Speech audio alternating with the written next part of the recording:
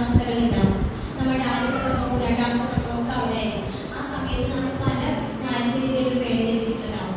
നിങ്ങളൊക്കെ നോക്കിയിട്ട് നിങ്ങളുടെ വീട്ടിൽ ആ വേദനിച്ച സമയത്ത് നമ്മളുണ്ടായിരുന്ന ആ സ്ഥലങ്ങളൊക്കെ നമ്മൾ പിന്നെയും ആ സ്ഥലങ്ങളിലേക്ക് വന്നു. ആ വേദനകളൊക്കെ പിന്നെയും നമ്മളെ ഓർമ്മകളാക്കിയിട്ട് നേരെ വേദനിക്കുന്നു. വേദനിക്കുക അവിടെ എത്തുന്നതിലേക്ക് ആ ഒരു കാര്യത്തെ കുറിച്ച് ആലോചിക്കും. നമുക്കൊരു ഉള്ളിലൊരു സങ്കടം വരുമേ. പിന്നെ പുതിയ വീട്ടിലേക്ക് പോയാൽ ഇവിടുത്തെ സ്പേസിൽ വേദനകളൊന്നും ഇല്ലയോ? മനസ്സിലാവുണ്ടോ?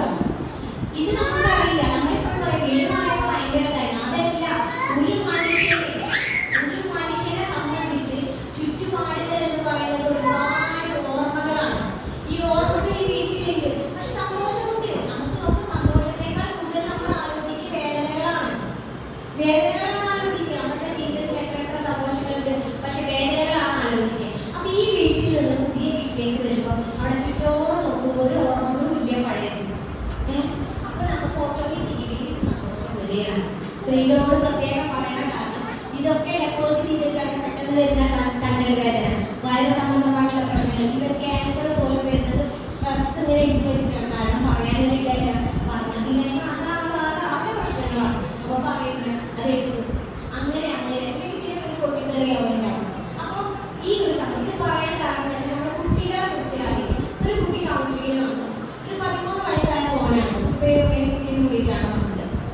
കുട്ടികളെ എത്തിയിട്ട് അവർ പറഞ്ഞു ഭയങ്കര പ്രശ്നമാണ് ഇവര്. ഒരുപാട് കംപ്ലൈന്റുകൾ പറഞ്ഞു. ഇപ്പൊ ഞാൻ അവരെ മാറ്റി നിർത്തിയിട്ട് കുട്ടിയോട് മാത്രം സംസാരിക്കുമ്പോൾ അവരെ പാൻറ് പൊക്കിയിട്ട് കുറെ കാര്യങ്ങൾ പറയുന്നുണ്ട്. കുട്ടി കരയുന്നുണ്ട്. പാൻറ് പൊക്കിയിട്ട് ഇവിടെ എന്നെ കാണിച്ചിട്ടുണ്ട്. മുറിയിലെ പാലാണ് പണ്ട് എന്നോട് പറഞ്ഞത്. എന്റെ വീട്ടിലേക്ക് കയറി ചെല്ലാൻ എനിക്ക് ഇഷ്ടമാണ്. എനിക്കിഷ്ടമല്ല എന്റെ വീട്ടിലേക്ക് പോവാം. 13 വയസ്സായ മോനാണ് എന്ന് വിചാരിക്കണം. എനിക്ക് എന്റെ വീട്ടിലേക്ക് കയറാൻ ഇഷ്ടമില്ല.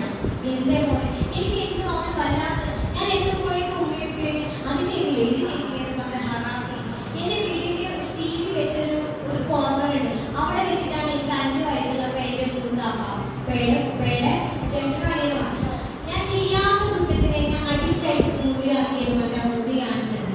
നോക്കൂ, നമ്മുടെ കുട്ടികളെ നമ്മൾ പറയും ഞാൻ പെട്ടെന്നല്ലൊക്കെ എന്താ പറയാ ചവിട്ടിയെ കുഴപ്പമില്ലാന്ന് പറയില്ലേ, അതൊക്കെ ഓക്കെ തന്നെയാണ്. പക്ഷെ നമ്മളെ പറ്റിയിട്ടുള്ള അഭിപ്രായങ്ങൾ പൊതുവേദികളിലായിരിക്കും നമ്മളത് കേൾക്കില്ല. ഇതിപ്പോ അന്ന് പറഞ്ഞ എന്താണെന്ന് വെച്ചാൽ ഈ അത്രയാക്കി കിട്ടിയിട്ട് ഉമ്മയൊക്കെ വേണ്ട നിന്റെ അടുത്തൊന്നും വന്നില്ല. കുട്ടി തെറ്റ് ചെയ്തിട്ടില്ല. കുട്ടി കുറച്ച് നേരം വഴി എന്നുള്ളതാണ്. പക്ഷെ അതിന് മാത്രം അടി 5 വയസ്സായ കുട്ടിക്കുണ്ട്. ഇപ്പൊ വയസ്സത്ര 13 വയസ്സ്. പക്ഷെ അതിന്റെ വേദന